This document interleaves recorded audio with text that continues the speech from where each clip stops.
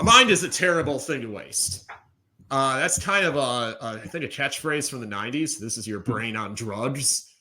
And I would have to sadly argue that in the 2020s, we may have lost sight of that as a culture. So today I'd like to get into the value of the mind for a Christian, and especially what to do when you encounter worldviews that, to put it bluntly, don't necessarily require you to use your mind in a rational way.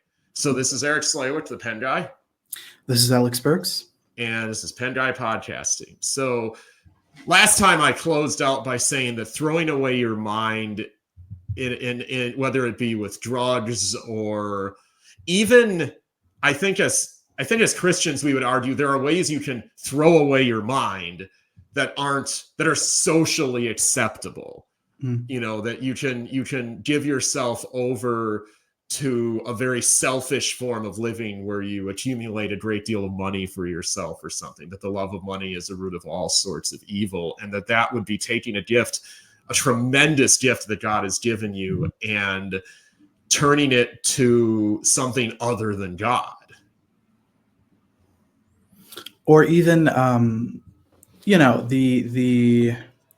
the way that we often use certain drugs or alcohol in our society is detrimental, and I think speaks to a deeper societal problem, especially among the youth nowadays. So I think that the main point that we're getting at is why maybe do a lot of people not necessarily think about the way that they live life in a systematic, rational way. Did people ever? Is this a new phenomenon? And then how does this relate to apologetics? I would even say that in America, people,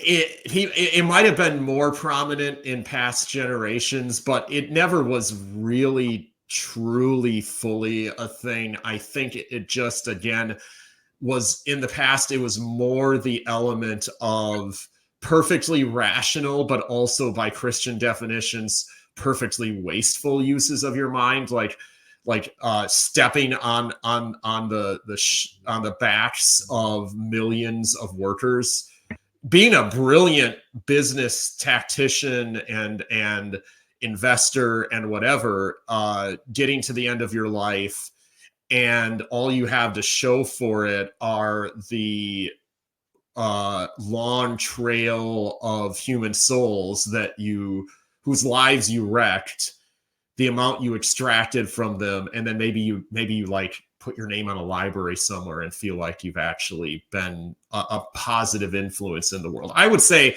that in order to succeed like that, because Jesus kind of hints at this, that the children of this age are much wiser in that form of scheming and manipulation than any child of God can be in one of his parables. And I think that would be as much throwing your mind away as drugs or alcohol.